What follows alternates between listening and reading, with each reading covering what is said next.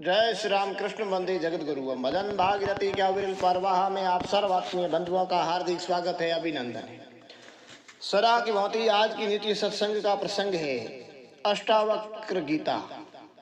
अष्टावक्र गीता का पहला प्रकरण है। पहले प्रकरण में आज हम आगे बढ़ रहे हैं। ये दूसरा एपिसोड है पहले प्रकरण का।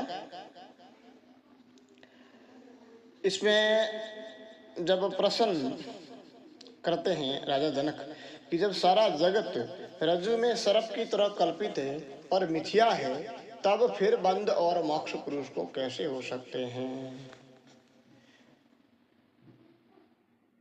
मुक्त अभिमानी मुक्तो ही बदो बद अभिमान्य अपि किवंदत्यः सत्येव यः मते स गतिर्भवेत्।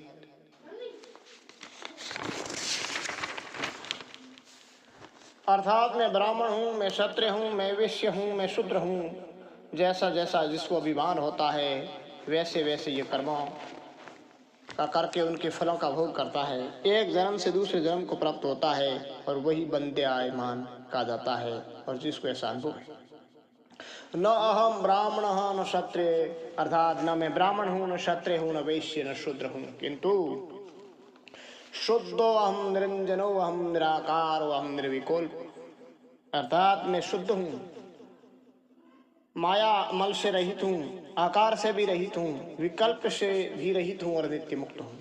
बंध और मोक्ष ये सब मन के धर्म है। मुझ में ये सब तीनों काल में नहीं है, किंतु मैं सबका साक्षी हूँ। ऐसे अभिमान वाले पुरुष नित्य मुक्त है।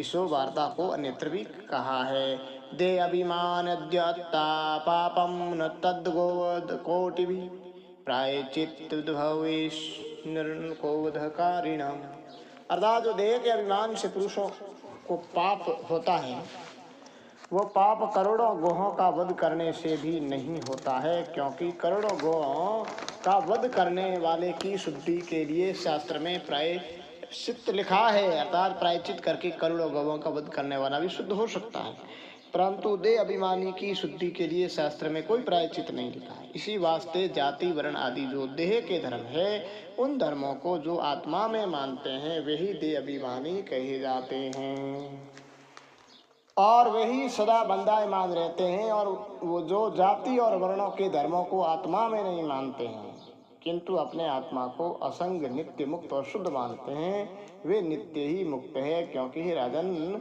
शास्त्रों में दो दृष्टि कही गई है, एक तो शास्त्र दृष्टि, दूसरी लौकिक दृष्टि। शास्त्र दृष्टि से तो देह आदि के श्रम के अभिमानी का नाम भी चमार है, क्योंकि अपने को श्रम का अभिमानी मानता है। देहेयम, जो श्रम के अभिमान से रहित है वही अपने को देह आदि से भिन्न नित्य शुद्ध और बुद्ध मानता है, वही मुक्त है। यहाँ लोग कहते हैं यह कि जैसी जिसकी मति, अर्थात जैसा बुद्धि अंतकाल में होती है वैसी ही उसकी गति होती है, अर्थात जैसा जिसका निश्चय होता है वैसा ही उसको फल प्राप्त होता है। अतः हे राजन, तुम भी अपने को शुद्ध बुद्ध और मुक्त स्वरूप मानो। जनक जी कहते हैं कि हे भगवान, जीवात्मा को जो बंध और मोक्ष है वे दोनों वास्तव में या अवास्तविक है। यदि बंध वास्तव में हो तब तो उसकी निवृत्ति कदापि न होनी चाहिए, कदापि न होनी चाहिए। यदि मोक्ष ही वास्तविक हो तो जीव को बंध कदापि नहीं होना चाहिए। इस शंका के उत्तर को आगे वाले वाक्य से अष्टावक्र जी बात लाते हैं। आत्मा साक्षी विभो पूर्ण एको मुक्त असंगो निस्पृह शांतो भ्रमात् संसार वानिव। हे जनक, बंध और मोक्ष दोनों अवास्तविक और केवल अपने स्वरूप की अज्ञानता से देह आदिकों में भी अभिमान करके जीव अपने को बंध्यमान करके मुक्त होने की इच्छा करता है। वास्तव में न उसमें बंध है और न मोक्ष है। जीव आत्मा है, एक है, पूर्ण है, मुक्त है, असंग है, निष्प्रह है और शांत है। भ्रम से संसार वाला भान होता है, वास्तव में उसमें संसार तीनों कालों में नहीं है। कूटस्थं बोधम अद्वैतम आत्मानं परिभाव्य अभासोहम भरम मुक्त्वा भावम बाह्यम अंतरम। हे जनक, मैं आभास हूँ, मैं अहंकार हूँ। इस भ्रम का त्याग करके और जहाँ बाहर के पदार्थों में ममता हो रही है और जो बाहर के पदार्थों में ममता हो रही है, जैसे मेरा शरीर है, मेरे ये कान नाक आदि है, इन सब में अहम और मम भावना का त्याग करके अंतःकरण के धर्म जो सुख दुख आदि है, उनमें जो तुझको अहम भाव हो रही है उसका त्याग करके आत्मा को अकर्ता कूटस्थ असंग ज्ञान स्वरूप अद्वैत और व्यापक निश्चय करो।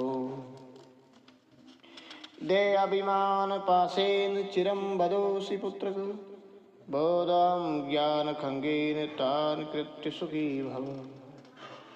हे जनक, देहो अहम मैं देह हूँ, इस प्रकार के अभिमान करके तुम त्रिकाल के बंदायमान हो रहे हो, अर्थात अपने को संसार बंध में डाल रहे हो। अब तुम आत्मज्ञान रूपी खग से उसका सेदन करके मैं ज्ञान स्वरूप हूँ, नित्य मुक्त हूँ, ऐसा निश्चय करके सुखी हो, क्योंकि तुझमें बंधन तीनों काल में नहीं है। जनक जी फिर पूछते हैं, हे भगवान, पतंजलि के मत अनुयायी चित्त वृत्ति के निरोध रूप योग को ही बंध की निवृत्ति का हेतु मानते हैं, ये उनका मानना ठीक है या नहीं? निसंगो निष्क्रियोषि तवंशो प्रकाशो निरंजन अयमेव हि ते बंध समाधिम अनुतिष्ठसि। अष्टावक्र जी कहते हैं कि जनक, तुम निसंग हो, अर्थात सबके संबंध से तुम रहित हो और क्रिया से भी तुम रहित हो। संबंध से रहित और क्रिया से रहित आत्मा की प्राप्ति के लिए जो समाधि का अनुष्ठान करना है उसी का नाम बंध है। जो स्व प्रकाश आत्मा का ध्यान जड़ वृत्ति का निरोध करके करता है, उससे बढ़कर और कोई बंध नहीं है और न कोई ज्ञान है। आत्मा के स्वरूप के ज्ञान से भिन्न जितने मुक्ति के उपाय कहे गए हैं वे सब बंध के ही कारण है, किंतु सब बंध रूप ही है। अब अष्टावक्र जी जनक की विपरीत बुद्धि के दूर करने के निमित्त उपदेश करते हैं। तव्याव्याप्तम् इदं विश्वं तव्यै प्रोत यथारथ शुद्ध बुद्ध स्वरूपत्वमागम शुद्र चित्ततः। हे जनक, जैसे स्वर्ण से कंकण आदि की व्याप्त है और मृत्तिका से जैसे घट आदि व्याप्त हैं, वैसे सारा जगत तो चेतन से व्याप्त है। जैसे माला के सूत में दाने सब पिरोए हुए रहते हैं, वैसे सारा जगत तेरे चेतन रूप त्यागे से पिरोया है। जैसे मिथ्या रजत सुक्ति की सता से सत्य प्रतीत होती है, वास्तव में वो सत्य नहीं है, वैसे चेतन की चता से जगत सत्य की तरह प्रतीत होता है, वास्तव में जगत सत्य नहीं है। जगत की अपनी सता कुछ भी नहीं है, किंतु तुम्हारे संकल्प से ये जगत उत्पन्न हुआ है। तुम्हारे संकल्प से के निवृत्त होने से ये जगत भी निवृत्त हो जाएगा। तुम अपने शुद्ध स्वरूप में स्थित हो, शुद्धता को मत प्राप्त हो। निरपेक्षो निर्विकारो निर्भर शीतलाय अगाध बधीर शुद्धो भव चिन्मात्र वासनो। अष्टावक्र जी कहते हैं कि हे जनक, निरपेक्ष हो अर्थात षड्यों से रहित हो, भूख प्यास शौक मोह और जन्म मरण ये षट उर्मी है। इन सह का नाम षट उर्मी है। इन षट उर्मियों से रहित होना चाहिए। भूख प्यास शौक मोह जन्म मरण, इनमें से भूख और प्यास से दो प्राण के धर्म है, शौक और मोह ये दो मन के धर्म है, जन्म और मरण दो सूक्ष्म देह के धर्म है। तुझ आत्मा के धर्म ये कोई नहीं।